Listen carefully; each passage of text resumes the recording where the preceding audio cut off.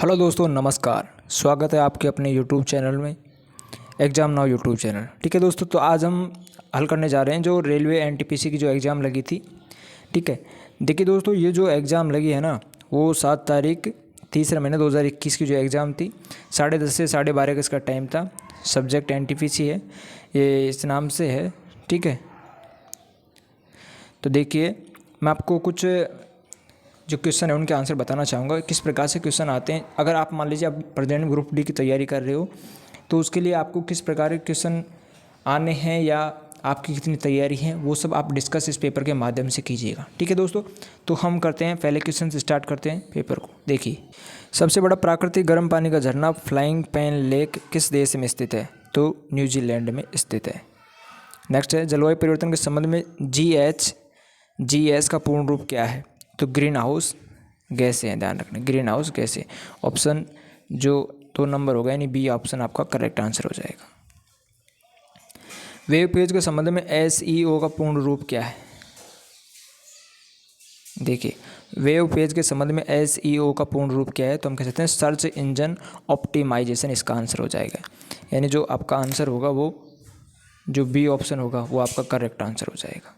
ठीक है, नेक्स्ट है, आदित्य L1 सूर्य का अध्ययन करने हेतु भारत का पहला मिशन, जिसमें L1 का क्या अभिप्राय है? तो हम कह सकते हैं लैग्रेंगियन पॉइंट फर्स्ट होता है, ध्यान रखना, लैग्रेंगियन पॉइंट फर्स्ट। ऑप्शन इसमें आपका डी ऑप्शन करेक्ट आंसर हो जाएगा, यानी 4 नंबर आपका करेक्ट आंसर हो जाएगा।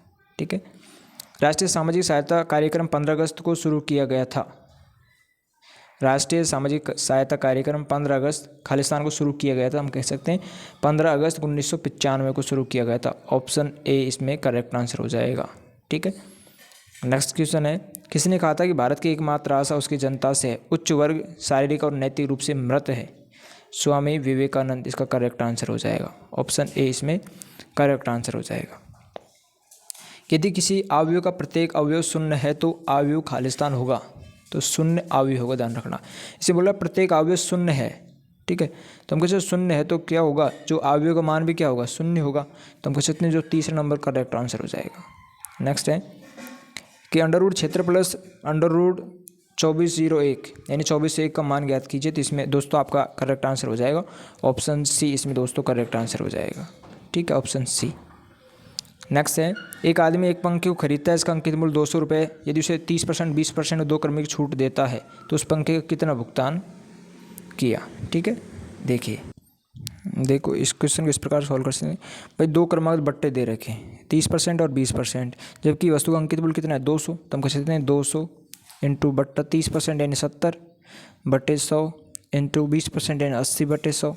ठीक है, बट्टा परसेंट दे रखा है। 2 जीरो से 2 जीरो काट दी गई है, ये 2 जीरो से ये 2 जीरो।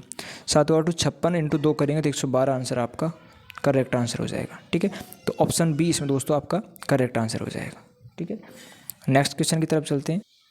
किस भारतीय नेता की जन्मदिन पर 11 नवंबर को हर वर्ष राष्ट्रीय शिक्षक दिवस के रूप में मनाया जाता है? तो राष्ट्रीय शिक्षक दिवस के रूप में दोस्तों हम कह सकते हैं डॉक्टर APJ अब्दुल कलाम का नहीं मनाया जाता, सुभाष चंद्र बोस का भी नहीं, सर्वपल्ली राधाकृष्णन का भी नहीं। तो हम कह सकते हैं कि मौलाना अब्दुल कलाम आज़ाद का शिक्षक दिवस के रूप में मनाया जाता है। जो प्रथम शिक्षा मंत्री थे यही थे मौलाना अब्दुल कलाम आज़ाद जी। तो इसमें आपका बी आंसर करेक्ट आंसर हो जाएगा। सम्राट अकबर का मकबरा किस शहर में स्थित है? सम्राट अकबर का मकबरा दोस्तों आगरा शहर में स्थित है। ठीक है, नेक्स्ट है कि बारंबारता बहुभुज खालिस्तान का उपयोग करके बनाया जाता है। तो हम कहते हैं बारंबारता बहुभुज के बारे में बात कर रहा है दोस्तों। बारंबारता बहुभुज खालिस्तान का उपयोग करके बनाया जाता है, तो हम कह सकते हैं वर्गों और बारंबारता के मध्य बिंदुओं के योग का उपयोग करके हम इसका जो बारंबारता बहुभुज का उपयोग कर सकते हैं। ठीक है, नेक्स्ट क्वेश्चन है कि अंकित मूल्य में 10% कमीशन की कटौती के बाद एक टीवी का मूल्य 9090 है, इसका अंकित मूल्य ज्ञात करो। देखिए दोस्तों, इसका जो करेक्ट आंसर होगा ऑप्शन 3 यानी 10,100 इसका करेक्ट आंसर होगा। नेक्स्ट क्वेश्चन है, सतह से हवा में मार कर सकने वाली सुरक्षा मिसाइल खालिस्तान आकाश के नए संस्करण आकाश फर्स्ट S में खालिस्तान लगाया जाता है। तो हम कह सकते हैं नया स्वदेशी विकसित खोजी यंत्र होता है, ध्यान रखना, सतह से हवा में मार कर सकने वाला। उस संख्या का चयन कीजिए जो इस प्रश्न चिन्ह के स्थान पर आ सकती है। ठीक है, देखिए इस क्वेश्चन में एक निश्चित श्रृंखला है, उसको कर सकते हैं कि हम कह सकते हैं कि 2 5 11 20 32 43 और जो नेक्स्ट है 65 है।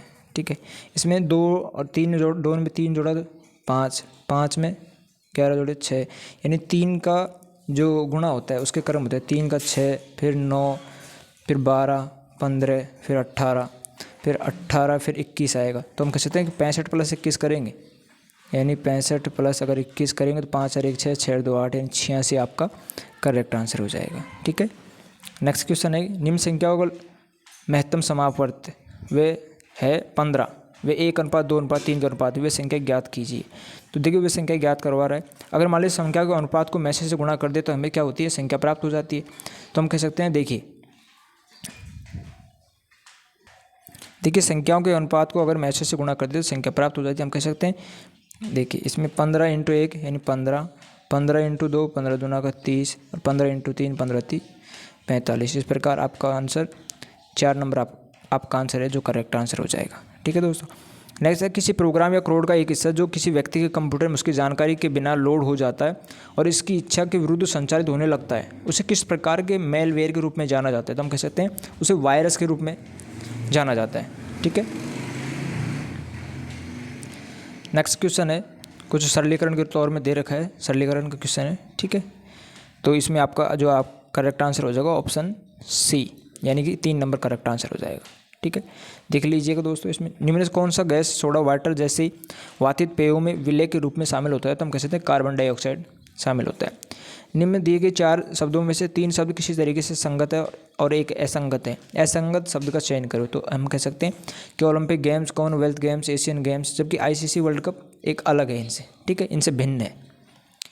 भारत में किस वर्ष में प्रस्तुत किए गए बजट को काला बजट कहा जाता है। तो हम कह सकते हैं सन 1973-74 में जो बजट प्रस्तुत किया गया था उसको काला बजट के नाम से, ठीक है, ब्लैक बजट के नाम से जाना जाता है। नीचे दिए गए कथनों को पढ़कर निर्णय करें कि विकल्प में दिए गए कौन से निष्कर्ष तार्किक रूप से कथनों का पालन करते हैं। कथन पे ले लेते हैं हम यहाँ से।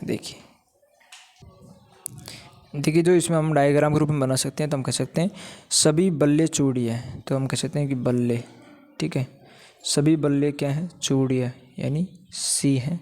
तो हम कह सकते हैं कि कुछ टोकरियाँ चूड़ियाँ हैं परंतु बल्ले नहीं हैं। कुछ टोकरियाँ चूड़ियाँ हैं पर उसमें बल्ले नहीं है। तो हम कह सकते हैं ये क्या है, टोकरी हो जाएगी। ठीक है, सभी टोकरियाँ चूड़ियाँ नहीं है। तो हम दोस्तों इसमें कह सकते हैं कि जो आपका करेक्ट आंसर हो जाएगा वो 4 नंबर करेक्ट आंसर हो जाएगा। नेक्स्ट जो क्वेश्चन है कुछ इस प्रकार से देख लीजिएगा आप इसमें। ठीक है, बस आपकी तैयारी निर्धारण कर सकते हो आप इसके माध्यम से ग्रुप डी की कितनी अच्छी तैयारी है आपकी। ठीक है, देखिए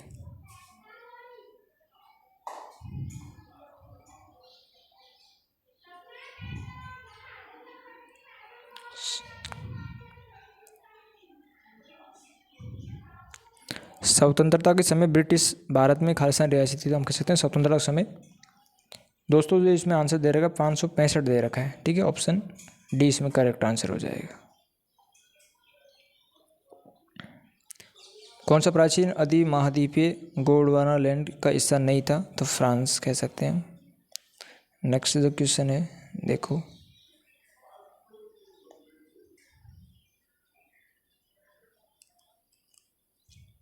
बस क्वेश्चन सॉल्व करते जाना आप कि कितना टारगेट बैठता है आपका ग्रुप डी की, फिर उसके हिसाब से आप ग्रुप डी की जो एग्ज़ाम उसको क्वालिफाई कर सकते हो।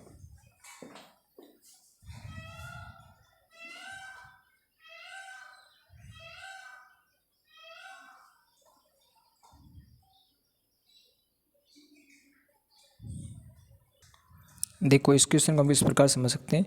इसमें कहा गया है कि 1 से 7 का अंतर कितना है, 6, 6 का दुगुना किया कितना आया, 12। फिर इसमें कहा गया 5 से 9 के बीच अंतर कितना है, 4, 4 का दुगुना किया कितना आया, 4 का दुगुना करेंगे तो 8। फिर 6 और 14 के अंतर कितने का, 8 का। तो 8 को दुगुना किया 8 दूनी का 16। तो आपका जो सी आंसर इसका करेक्ट आंसर हो जाएगा। ठीक है, इस प्रकार से देख सकते हो आप।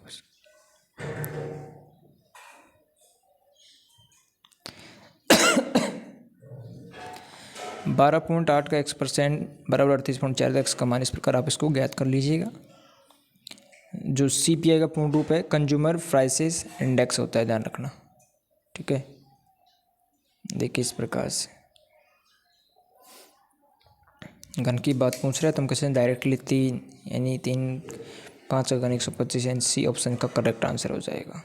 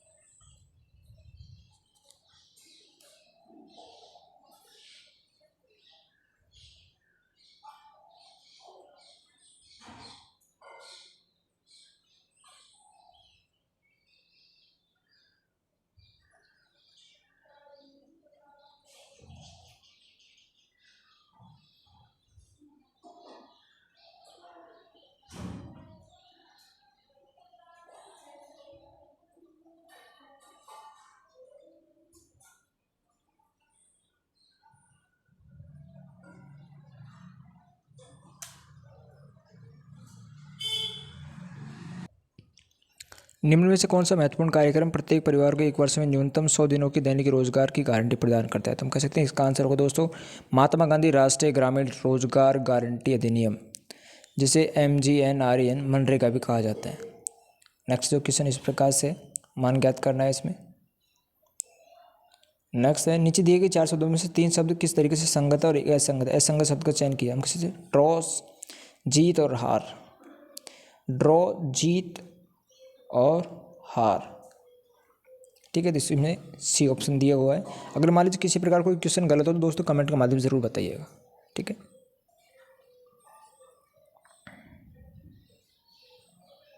पृथ्वी या गुरुत्वाकर्षण खिंचाव की प्रतिक्रिया में अंकुर और जड़ों में क्रम से ऊपर और नीचे की ओर होने वाली वृद्धि को क्या कहा जाता है? हम कहते हैं गुरुत्वानुवर्तन, ठीक है। विशिष्ट कुछ फॉलो को DGMA लिखा जाता है, उसी भाषा में विंग को कैसे लिखा जाता है? विंग को कह सकते हैं UGLE लिखा जाएगा।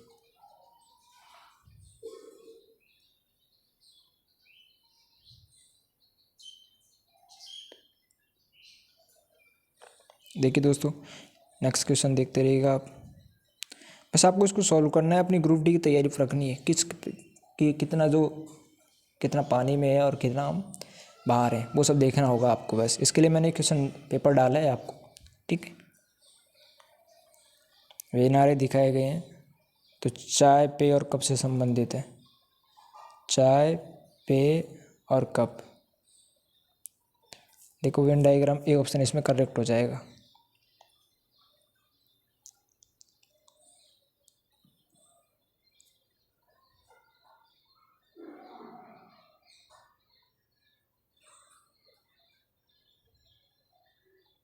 प्रसिद्ध तमिल महाकाव्य मणिमेकलई की रचना किसने की थी?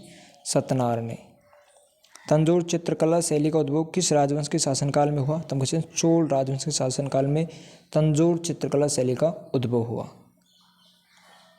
हाइपरमेट्रोपिया या दूरदृष्टि दोष से पीड़ित व्यक्ति के लिए निकट दृष्टि बिंदु सामान्य निकट दृष्टि बिंदु से खालिस्तान अधिक दूर पर स्थित होना चाहिए। हम कहते हैं 25 सेंटीमीटर होती है, ध्यान रखना न्यूनतम होता है। केंद्रक और कोशिका झिल्ली के बीच भरे हुए जेली जैसे पदार्थ को क्या कहा जाता है? हम कहते हैं साइटोप्लाज्मा कहते हैं। साइटोप्लाज्म कह सकते हैं। नेक्स्ट है वेन आरेख दिया गया। नीचे दिए गए आरेख 4 आकृतियाँ AB, C और D संयोजित है। आकृति A चाय पीने वाले लोगों की संख्या दर्शाती है। आकृति B कॉफी पीने वाले लोगों की संख्या को दर्शाती है। आकृति C दूध पीने वाले लोगों की संख्या दर्शाती है। आकृति D कोल्ड ड्रिंक्स पीने वाले लोगों की संख्या दर्शाती है। हम कह सकते हैं कितने लोग कॉफ़ी या दूध नहीं पीते? तो हम कह सकते हैं कितने लोग कॉफ़ी या दूध नहीं पी सकते? तो हम कह सकते हैं इसका आंसर होगा जो दोस्तों 10 होगा, ठीक है। 6, 3, 9 और 1 10। दांडी मार्च गुजरात में नमक की खदानों तक लगभग खालिस्तान मील की यात्रा की थी, 240 मील की, ठीक है। इनमें से कौन सा सूक्ष्म पोषक तत्व थायराइड ग्रंथि के सामान्य संचालन हेतु आवश्यक है? तो आयोडीन, थायराइड ग्रंथि के लिए। नेक्स्ट है पतंग का जिस प्रकार संबंध उड़ाना सूची पर पासा का किससे संबंधित फेंका? भाई पतंग को उड़ाया जाता है, फांसी को जबकि फेंका जाता है। 2 प्रतिच्छेदी वृत्त लंबकोणीय कहलाते हैं यदि उनके बीच का कोण खालिस्तान हो। तो हम कह सकते हैं समकोण हो, उनके बीच का कोण समकोण हो। एन का मान ज्ञात करवा रहा है इसमें दोस्तों, माध्य का ज्ञात करवा रहा है, ठीक है।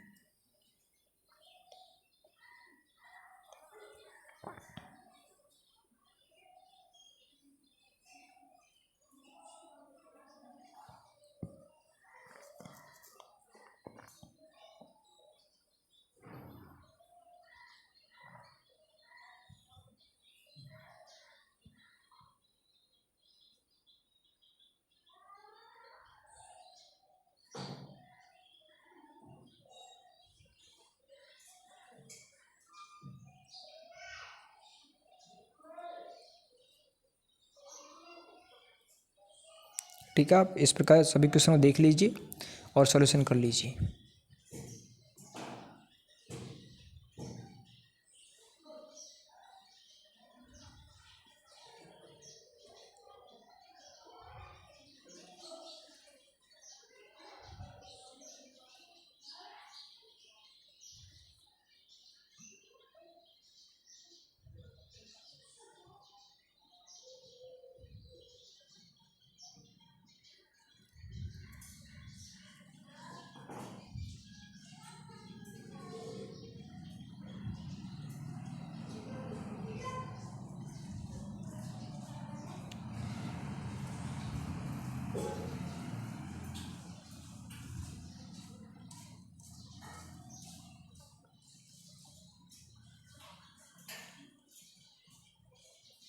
नेक्स्ट क्वेश्चन इस प्रकार से देखते रहिएगा, आप सब क्वेश्चन आपको सॉल्व करने होंगे, ठीक है। तब जाके सोचना कि मैं ग्रुप डी में सेलेक्ट हो सकता हूँ, ये ग्रुप डी की नौकरी मिल सकती है मेरे को।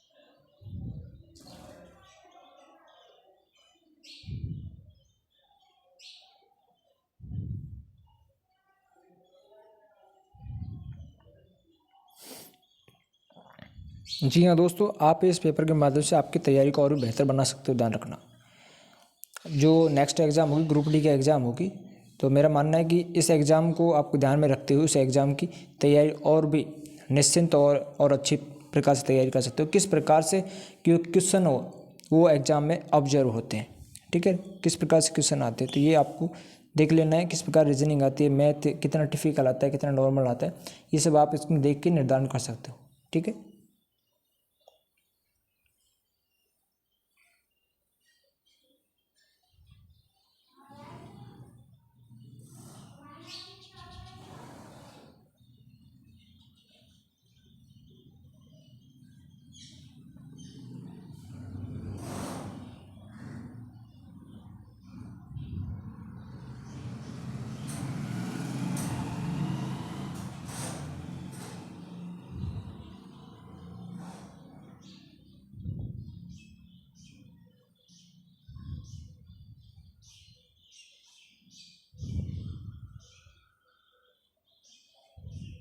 ठीक है दोस्तों, तो जो आपके 100 क्वेश्चन थे एनटीपीसी के वो आपके कंप्लीट हो चुके हैं। इसके हिसाब से आप अपनी तैयारी को और बेहतर बनाएं। जितना पढ़ते हो उससे कुछ ज़्यादा पढ़ना होगा आपको, ठीक है। जितना भी आप पढ़ते हो उससे ज़्यादा पढ़ो, तो ही सोचो कि हमारा सिलेक्शन हो पाएगा। कहा जाता है तेरी हिम्मत तेरी से लड़ाई से जानी जाएगी, तेरी हिम्मत तेरी लड़ाई से जानी जाएगी और तेरी किस्मत तेरी पढ़ाई से जानी जाएगी। तो दोस्तों किस्मत जब भी काम करती है जब हमारी पढ़ाई एकदम पूर्ण तरीके से अच्छी होती है, हम कितना टारगेट दे पाते हैं पढ़ाई के लिए, कितना रोज़ का टाइम कितना है, तो ये सब बातें निर्भर करती है पढ़ाई के ऊपर और किस्मत के ऊपर। लोग कहते हैं किस्मत किस्मत, क्या होती है किस्मत? किस्मत सिर्फ बनती है पढ़ाई से। ध्यान रखना, मेहनत के आगे किस्मत की इतनी औकात नहीं कि वो आपके सपने पूरे नहीं होने दें। तो दोस्तों मेहनत करो और अपने सपनों को साकार करो। किसी प्रकार का कोई भी सपना हो, ठीक है, उस सपने को साकार कर सकते हो सिर्फ पढ़ाई के माध्यम से और मेहनत के माध्यम से। किसी भी क्षेत्र में चले जाओ भले ही आप, लेकिन जब तक पढ़ाई नहीं मेहनत नहीं तब तक आप कुछ नहीं कर सकते उसके बारे में। कितना भी कुछ भी कर लो लेकिन कुछ नहीं हो सकता। बहुत कम चांसेस है कि ऐसा हो सकता है, बाद में ऐसा होता नहीं है, ठीक है। तो मेहनत में लगो। कहा जाता है कि जब टूटने लगे हौसले तो बस ये याद रखना कि बिना मेहनत के कभी मंजिल नहीं मिलती। तो मेहनत तो दोस्तों करनी ही होगी आपको। तो ठीक है दोस्तों, अगर आप हमारे यूट्यूब चैनल पर नए हैं तो यूट्यूब चैनल को लाइक करें, साथ ही साथ अपने दोस्तों के साथ शेयर कीजिएगा और हमारे यूट्यूब चैनल को सब्सक्राइब भी कीजिएगा। ठीक है दोस्तों, धन्यवाद। मिलते हैं नेक्स्ट वीडियो में, नेक्स्ट वीडियो के साथ। जी हाँ दोस्तों, धन्यवाद।